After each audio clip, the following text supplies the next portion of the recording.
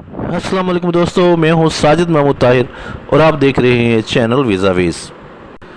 आज के वीज़ावेज़ में वाकई एक इंतहाई अहम इंफॉर्मेशन लेके हाज़िर हुआ हूं,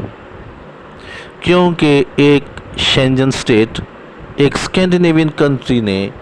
रेजिडेंट परमिट देने का ऐलान किया है उन लोगों के लिए भी जिनके पास कोई जॉब ऑफ़र नहीं है, जो वहाँ पे बिज़नेस करना चाहते हैं, बिज़नेस के मौके तलाश करना चाहते हैं, जो वहाँ जाकर जॉब तलाश करना चाहते हैं, उनके लिए ये रेजिडेंट परमिट इशू किया जा रहा है। इस रेजिडेंट परमिट का फ़ायदा वो लोग भी उठा सकते हैं जो इस वक्त स्वीडन में तालीम हासिल कर चुके हैं और पहले से उनके पास रेजिडेंट परमिट मौजूद है। वो जॉब कर सकते हैं, बिज़नेस कर सकते हैं, लेकिन कतई नज़र इसके जो कभी भी स्वीडन नहीं गए, ये स्वीडन की मैं बात कर रहा हूँ, कभी भी स्वीडन नहीं गए, चूँकि आप जानते हैं कि स्वीडन जो है वो शेंजन स्टेट भी है और स्कैंडिनेवियन भी है। तो जब आप कभी भी नहीं गए लेकिन आपके पास छोटी सी रिक्वायरमेंट्स हैं आपकी क्वालिफ़िकेशन की, वो आप पूरी करेंगे तो आपको ये वीज़ा मिल जाएगा। अगर आप पाकिस्तान में रहते हैं, बांग्लादेश, इंडिया, श्रीलंका, नेपाल, किसी भी कंट्री में आउट ऑफ शेंजन स्टेट्स और ईयू कंट्रीज़ या ईईए यूरोपियन इकोनॉमिक एरिया से भी बाहर आप रहते हैं, तब भी आपके लिए ये वीज़ा हो सकता है, आप एलिजिबल हैं। शराइत ये हैं, रिक्वायरमेंट ये हैं कि आपने अपनी स्टडी का एडवांस लेवल कंप्लीट कर रखा हो अपने मुल्क में ही, और आपका प्लान ये है कि आप वहाँ जाकर स्वीडन में आप अपने लिए जॉब ढूंढेंगे या आप कोई बिज़नेस का मौका तलाश करके बिज़नेस जो है वो स्टार्ट करेंगे। जितना अरसा का आपका पहला रेजिडेंट परमिट इशू होगा, उतने अरसे के आपके पास अखराजात होने ज़रूरी हैं, और शेंजन स्टेट के लिए जो वैलिड है वो इंश्योरेंस भी होना ज़रूरी है और लाजमी है।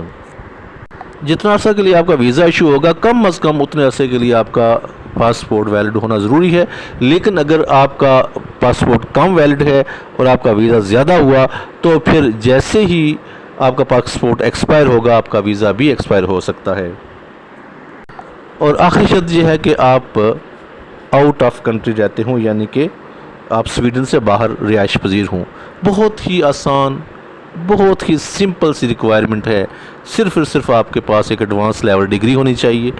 जो आपके किसी भी मुल्क की हो। अच्छा, आप एडवांस लेवल डिग्री को काउंट कैसे किया जाएगा? तो उसके लिए सिंपल और सादा फार्मूला ये है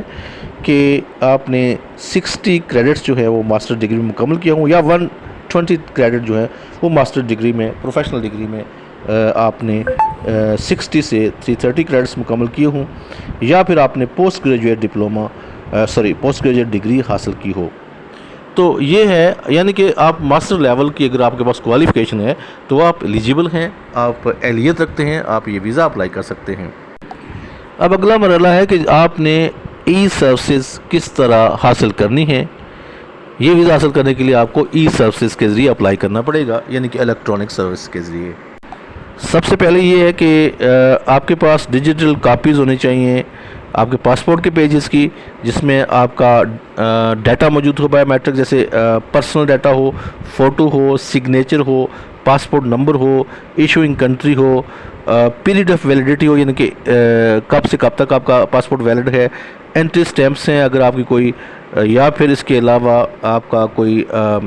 अदर रेजिडेंसी वहाँ पे किसी और कंट्री में है तो वो भी आप उसमें शामिल कर सकते हैं। ये है आपके पासपोर्ट नेशनैलिटी के हवाले से। जो आपके पास एग्जामिनेशन सर्टिफिकेट्स हैं उनकी भी आपके पास डिजिटल कापी होनी चाहिए, और डिजिटल कापी होनी चाहिए आपके ऑफिशियल ट्रांसक्रिप्ट्स की, जो जैसे डीएमसी वगैरह है, रिज़ल्ट इंटीमेशन लेटर वगैरह होते हैं, वो सारी चीज़ें आपके पास मौजूद होना लाजमी है।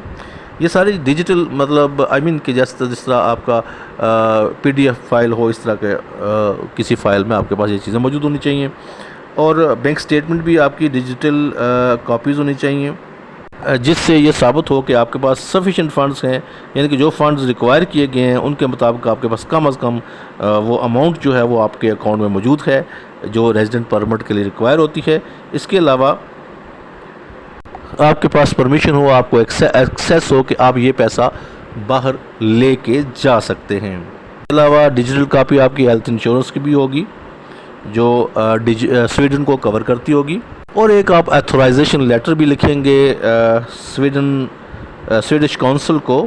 Swedish council for higher education, ان کو لیٹر لکھیں گے۔ یہ لیٹر آف کنسنٹ ہوتا ہے کہ آپ جو ڈاکومنٹس ہیں وہ چیک کروانے کے لیے آپ کے ادارے HEC وغیرہ سے رابطہ کر سکتے ہیں پاکستان کے اندر، اور جو ریکوائر فی وہ بھی آپ پے کرنے کے قابل ہوں۔ یہ ہیں آپ کی ریکوائرمنٹ جب آپ ای سروسز یوز کر رہے ہوں۔ اگر آپ کا کوئی ڈاکومنٹ ادر لینگویجز میں ہے، انگلش یا سویڈش میں نہیں ہے، تو پھر آپ کو اس کی ٹرانسلیشن انگلش یا سویڈش میں کرانی پڑے گی۔ اپلیکیشن سینڈ کرنے سے پہلے آپ یہ تسلی کر لیں کہ جو ڈاکومنٹ آپ سینڈ کر رہے ہیں ڈیجیٹلی وہ لیجیبل ہیں، پڑھے جا سکتے ہیں، فوٹو ان کی واضح ہے، اور اس میں کوئی بھی کسی قسم کی ابہام یا اللیجیبلٹی نہیں ہے۔ جہاں آپ ٹرانسلیٹڈ ڈاکومنٹ پیش کریں گے وہاں آپ کو اوریجنل ڈاکومنٹ اوریجنل لینگویج میں پیش کرنا بھی لازمی ہے، یعنی کہ جس سے پتہ چل سکے کہ اس ڈاکومنٹ کا یہ ترجمہ ہے اور سرٹیفائڈ ٹرانسلیشن ہے۔ اچھا، ایک سوال یہ پیدا ہوتا ہے کہ یہ سفیشینٹ فنڈز کیا ہیں، یعنی کتنے پیسے بندے کے پاس اکاؤنٹ میں ہونے چاہیے؟ یہ بہت ہی نومینل ہے، SEK یعنی کہ Swedish corona just 30,000 Swedish corona آج کے ریٹ کے مطابق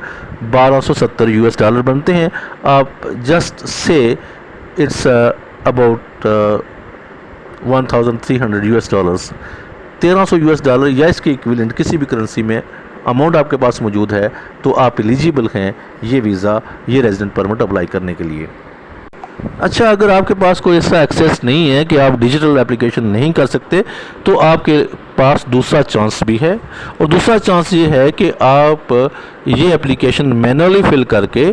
ساتھ میں تمام سپورٹنگ ڈاکومنٹ لگوا کے سویڈش ایمبیسی کو سبمٹ کروا دیں۔ لیکن اس کے لیے بیسٹ یہ ایڈوائس ہے جو مائیگریشن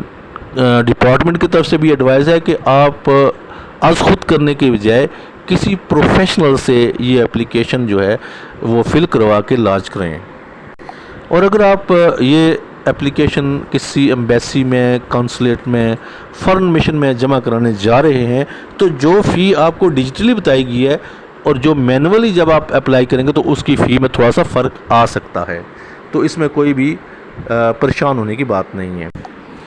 اپلیکیشن لانچ ہو جانے اور فی پے ہو جانے کے بعد مائیگریشن ڈپارٹمنٹ اس پر فیصلہ لیتا ہے اور آپ کو 3 ماہ سے لے کے 9 ماہ تک کا ریزیڈنٹ پرمٹ جاری کر سکتا ہے۔ اگر آپ کی اپلیکیشن سکسیسفل ہو جاتی ہے تو آپ کو ایک ریزیڈنٹ کارڈ، آپ کی چونکہ فی آپ نے پے کی ہوئی ہوتی ہے تو ایک ریزیڈنٹ کارڈ 3 ماہ سے زیادہ مدت کا 9 ماہ تک بھی جا سکتا ہے، وہ آپ کو ریسیو ہو جائے گا، جو آپ کے ٹریول کرنے کے لیے کافی ہوتا ہے۔ لیکن اس کے باوجود آپ کو اپوائنٹمنٹ لینا پڑے گی ایمبیسی سے، وہاں جا کر آپ کو بایو میٹرکس اور فوٹوگرافس آپ کو دینے پڑیں گے، وہاں آپ کو اپنے فنگر پرنٹ جس کو عام زبان میں کہتے ہیں وہ دینے پڑیں گے، اس کے بعد آپ ٹریول کر سکیں گے۔ لیکن اگر آپ کو پھر بھی کوئی ابہام ہے، کوئی مسئلہ ہے، آپ خواہ مخواہ ایک سٹیکر ویزا لینا چاہتے ہیں، تب بھی آپ ایمبیسی میں اپلائی کر کے اور ساتھ میں اس ریزیڈنٹ پرمٹ جو کارڈ ہوتا ہے اس کی کاپی لگا کے آپ سٹیکر ویزا بھی ایمبیسی سے حاصل کر سکتے ہیں۔ ساتھ میں یہ بھی بتانا چلوں کہ اگر آپ کو ویزا 3 ماہ کا یا 6 ماہ کا یا 9 ماہ کا ملتا ہے، جس میں آپ کو یہ بتایا جاتا ہے کہ آپ اس دوران میں ملازمت کے لیے اپلائی کر سکتے ہیں، ملازمت ڈھونڈ سکتے ہیں، بزنس کا پلان ترتیب دے سکتے ہیں، بزنس کرنے کے لوازمات پورے کر سکتے ہیں، تو پھر آپ نے وہاں جا کے اس ویزے پہ، اس ریزیڈنٹ پرمٹ پہ کام نہیں کرنا ہے، امپلائمنٹ آفر لے لینی ہے، بزنس کے ڈاکومنٹیشن کر لینی ہے، لیکن آپ نے ایک اور ریزیڈنٹ پرمٹ اپلائی کرنا ہے جس پہ آپ باقاعدہ وہاں پہ بزنس کر سکیں گے اور وہاں پہ امپلائمنٹ لے سکیں گے۔ تو وہ جو ریزیڈنٹ پرمٹ ہوگا وہ ہوگا ورک پرمٹ، پھر آپ کو ورک پرمٹ اپلائی کرنا پڑے گا، وہ وہیں رہتے ہوئے بھی آپ اپلائی کر سکتے ہیں۔ اور جب آپ کا ورک پرمٹ اپلائی ہو جاتا ہے تو آپ اس قابل ہو جاتے ہیں کہ آپ وہاں پر سویڈن میں ورک کر سکتے ہیں۔ جب آپ نے اپلائی کیا ہوا ہے مائیگریشن ڈپارٹمنٹ ہو تو جس امپلائر کے لیے آپ اپلائی کیا تو اس امپلائر کے پاس ہی آپ جاب کریں گے، امپلائر آپ چینج نہیں کر سکتے۔ اور ورک پرمٹ کے لیے بھی سیم ہے، جب آپ اپلائی کر دیتے ہیں، آپ کی اپلیکیشن ریزیڈنٹ ورک پرمٹ کے لیے اپلائی ہو جاتی ہے، بزنس کے لیے اپلائی ہو جاتی ہے، تو پھر آپ اپلیکیشن ابھی ڈیسیژن نہیں آیا، اس کے باوجود آپ اس دوران میں यानी चाहे आपकी एम्प्लॉयमेंट की एप्लीकेशन है वर्क परमिट के लिए या आपकी बिज़नेस की एप्लीकेशन है, दोनों सूरतों में जब आप अप्लाई कर देंगे तो उसी वक्त आप इस काबिल हैं, एलिजिबल हैं कि आप अपनी जॉब फौरी तौर पर स्टार्ट कर सकें और अपना बिज़नेस स्टार्ट कर सकें। यानी ज़्यादा वाज़ह तौर पर बताता चलूँ कि डिसीजन आने से पहले ही जब आपकी एप्लीकेशन ऑनलाइन हो गई है उसके बाद आप ये काम शुरू कर सकते हैं, क्योंकि जब आपके पास वो वर्क परमिट आएगा उसकी डेट उस तारीख से शुरू हो जाएगी, उसकी वैलिडिटी उस तारीख से शुरू हो जाएगी जिस दिन आपकी एप्लीकेशन लॉन्च हुई है। उम्मीद है कि आपको आज की ये इन्फॉर्मेशन पसंद आई होगी। अगर आप कोई क्वेश्चन है तो आप कमेंट में कर सकते हैं। Thank you so much. अल्लाह निगहबान।